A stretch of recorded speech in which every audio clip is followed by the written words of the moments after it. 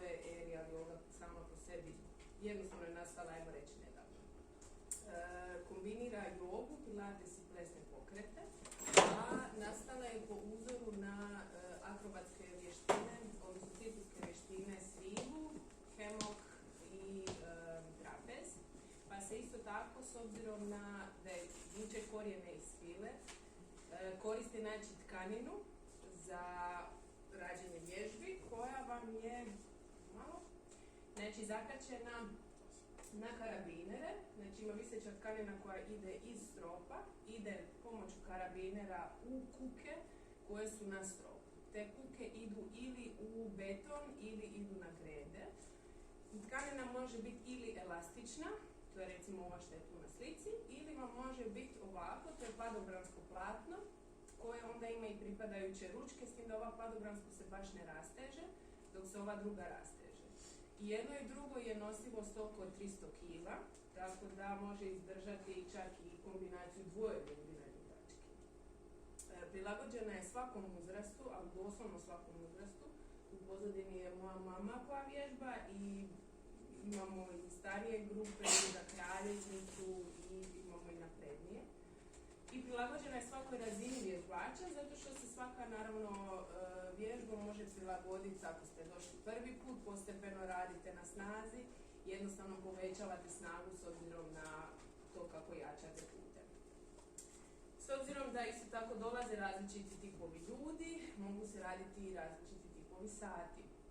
Pa može biti polagani flow, može se raditi leteći jim, to je ovo tu, znači sa raznim rekvizitima se postavlja u jim poze, znači dugo se zadržavaju poze.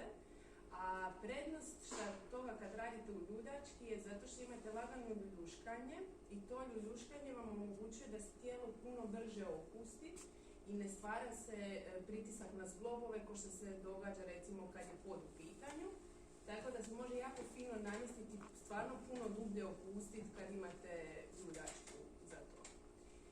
Uz to može se raditi razne treninge snage, pogotovo recimo uz pomoć ovih ručki vam se zna raditi ono kao T-Rex moment. Fleksibilnost, mobilnost i zadnje vrijeme čak i gimnastički treninzi i može se raditi i s obzirom da vuče iz aerial artsa, rade se figure koje se rade na svili, se mogu raditi uz pomoć ljuljačke, samo ne uz ovu padobransku, nego uz pomoć ovih tkanina.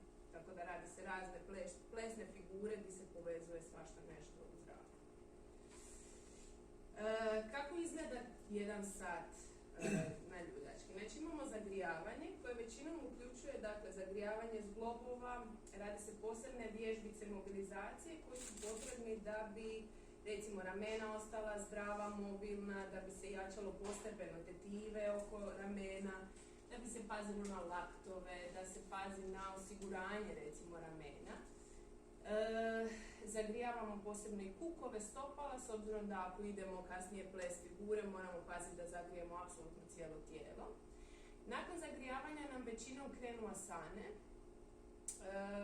koje radimo uz pomoć ljuljačke ili na ljuljački. Znači jedan dio tijela može biti u ljuljački, jedan može biti na podu kao sidrište ili jednostavno visimo pa uz pomoć ruku i ručki si korigiramo gdje će nam ljuljačka biti. Nakon što smo odradili asane, tu redovito ubacujemo znači, i treninge snage, s obzirom da sve što se dižemo gore na ljuljačku jednostavno je potrebno snaga da bi digli sami sebe. I nakon toga svega radimo restorativne inverzije. Inverzije su izvrsne zbog toga što dobivate jedan osjećaj dekompresije kralježnice. Znači kad se opustimo na ljuljačku, prvo se rade prekloni prema naprijed, s obzirom da tokom sata se radi detoksikacija. Prva preklon prema naprijed je automatski i u glavi lakše napraviti. Znači, lakše se ljudima prepusti, pogotovo ako su prvi put, lakše se prepusti kad idu u preklon prema naprijed i onda ih ljuljačka skupi i tu visimo i jednostavno uz pomoć gravitacije se izdužuje kralježnica. Drugi tip inverzije je kad idemo put nazad, to je malo više hororični moment, ali kad vide da je super visit prema naprijed, ljudi, kad vide da je to super za kralježnicu, jednostavno se puno lakše pustiti prema nas. Naravno, tu u početku radimo sa asistentom, učitelj pomaže da se pustite, ali jednom kad se opustite u tome, jednostavno osjećaj neprocjenjiv. Nakon toga radimo pranajamu, koju radimo tako da sjedimo u ljuljački, tako da nam je fino, leđa su naslonjena na tkaninu, znači prate liniju naše kralježnice. U slučaju da ste prekriženih nogu, jednostavno opet nema pritiska niti stopala, niti zglobova na pod, znači ne žulja za početak. Ili u slučaju problema u koljenima, jednostavno noge vise sa strane, pa isto jedan fini moment jer se jednostavno opuštaju stopala prema dole. I nakon što završimo pranajamu je šavasana u kukuljici, znači skroz vas zaplete u kukuljicu u kojoj ležite i tu vas ljuljuška u šavasanu. Opet nemate pritisak poda i ljuljuškanje jednostavno uvjetuje to da se puno brže i puno lakše opusti. Pisala sam malo o prednostima aerial joge. Prvu prednost koju bi ja rekla je suočavanje sa strahom i prepuštanjem. Zato što ljuljačka kako nije fiksna, ona, pogotovo kad prvi put dođete, ona se miče, vi još ne znate di će ona ići, kako će ona stati. Trebate biti ispod sidrišta, bliže ljuljački, dalje ljuljački, jer ju trebate povući, jer ju trebate gurat. Jednostavno u jednom trenu naučite surađivati s njom i shvaćate da biti morate jednostavno pustiti da vas ona odvede di je najbolje za vas da stojite. U smislu, ako ju previše vučete i predaleko ste od nje, morate se pustiti da vas ona dovede ispod sidrišta i tu možete dalje napraviti šta god hoćete. Samo morate naučiti kako se u biti prepustiti tome da vas nešto što visi sa stropa odvede di treba. Drugo je suočavanje sa strahom, a to je upravo od tih inverzija. Znači prema naprijed, pogotovo prema iza kad ne znate di idete. Druga super stvar je korištenje kora, jer za to održavanje ravnoteže hoćete, nećete, morate uključiti sve što imate. Pogotovo trbu da vas stabilizira, da vam pomogne da ostanete u ravnoteži. S druge strane za umirivanje u zraku, jer isto tako je bitno da smo dosta sigurni, stabilni, taj trbuh je dosta, bude komprimiran, jer šta manje u biti koristimo trbuh, više će ići u leđa i može ih opteriti. Super je zato što je kompletna tijelovježba, znači radi se na mobilnosti i snazi što zglobova, što tetiva, ne samo mišića. I povećava fleksibilnost, znači i zglobova i kralježnice, jer opet neke stvari što možete dobiti uz asistenta, uz micanje ljuljačke, jednostavno je lakše nego kad imate samo pod, imate veći raspon pokreta. Imate usto i povlačenje što je dosta zgodno, što recimo fali na svim podnim akcijama, odnosno podnim vježbama. Imate akciju povlačenja i možete koristiti gravitaciju za sebe ili protiv sebe. I radi se dekompresija kralježnice. Znači ovo uvijek radimo, dakle izvrtanje gdje se vidi, znači da se točno uz pomoć gravitacije glava vuče dole, izdužuje se kralježnica i opušta se pritisak u kralježnici. Povećava nam stabilnost, povećava nam propriocepciju, znači da znamo gdje su nam ruke, gdje su nam noge, koliko su udaljeni od nas i tako to. Super je za povećanje stabilnosti i ravnoteže jer vas nauči da morate u svemu koristiti kor, tako da ne koristite ga samo na satu, jednostavno ga naučite koristiti van sata. I super je za poticanje probave jer fino rasteže trbuh i uz to kroz neke poze jednostavno nam vrši pritisak na trbuh jer se ili spresavimo preko ljuljačke ili na neki način kad radimo figure isto tako zna stiskat sa strane kukova i to. Tako da jednostavno izmasiramo i trbuh. Poboljšava cirkulaciju, zato što jednostavno diže se puls srca, radi čak se malo kardio kroz sat, pomaže detoksifikaciji limfnog i krvnog sustava i poboljšava nam pamćenje zbog toga što kad krenemo raditi figure, jednostavno učimo pamtiti razne pokrete, razne slijedove figura, tako da se stvaraju nove neuroveze, poboljšava se pamćenje, te potiče izučivanje serotonina, endorfina, oksitocina i dopamina. Usto je užasno zabavno, tako da ukoliko niste nikad probali, ja bih vas čisto pozvala da isprobate jedan sat,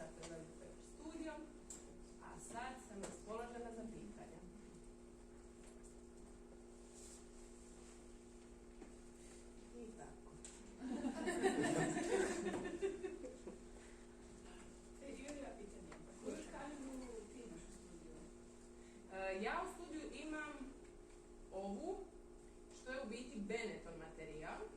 To je polijesterski materijal koji u principu je malo čvršći, ali još uvijek se rasteže, a može se koristiti inače i likra je kao prava tkanina koja se inače koristi za nastupe i svašta nešto. Ona je baš dosta rastezljiva, to je ko one,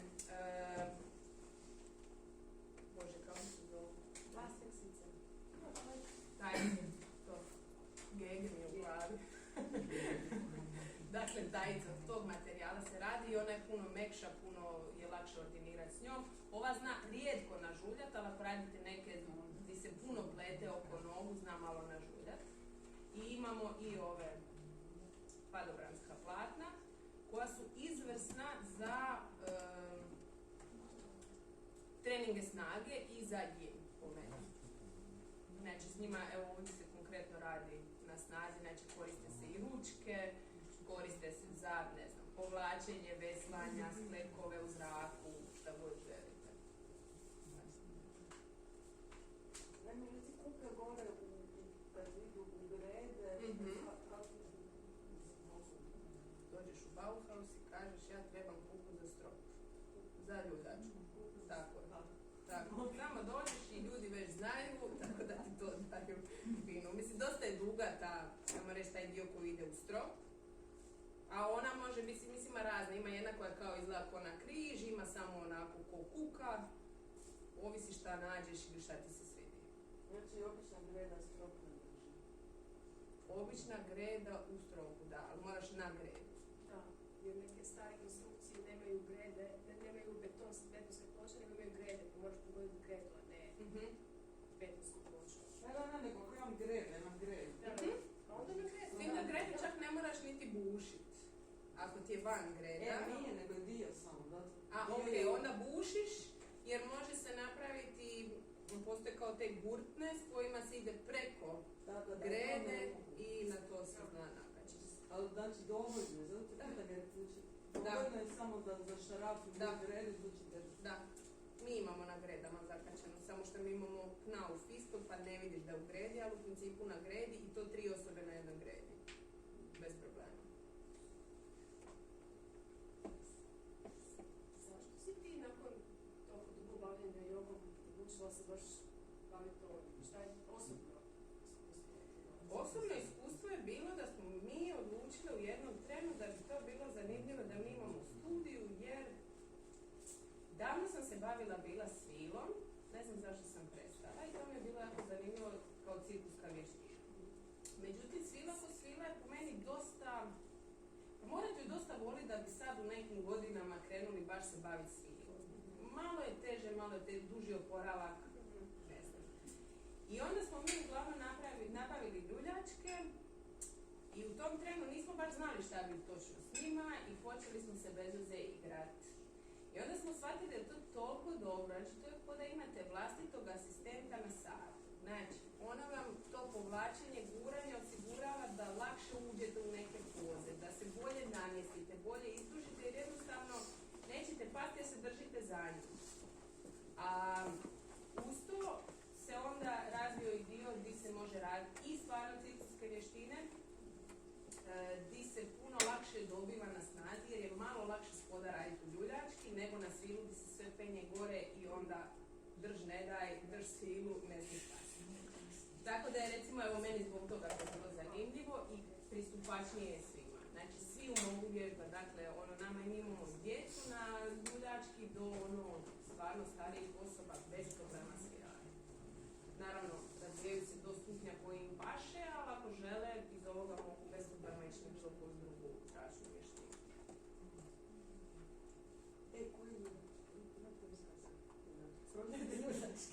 Ja bih preporučila, znači najlakše ti uzeti ovaj Benetton materijal. Znači njega je najlakše uzeti, a ručke možeš napraviti od, ako želiš znači varijantu gdje radiš snagu, možeš raditi samo sa ljuljačkom ili jednostavno kupiš opet te gurtne ili si vežeš sa čvorom. Da, ove Benetton se vežu sa duplim cirkuskim čvorom. To što ne učiš. To će sve naučiti. Može, nema nikakvog problema. Da, imamo i Erial školu, te školu, tako da bez problema. programa sve naučimo na tome. Pitanja? Niko nema pitanja. Ovo su pitanja. A, dobro, ima još pitanja. Hvala. Hvala.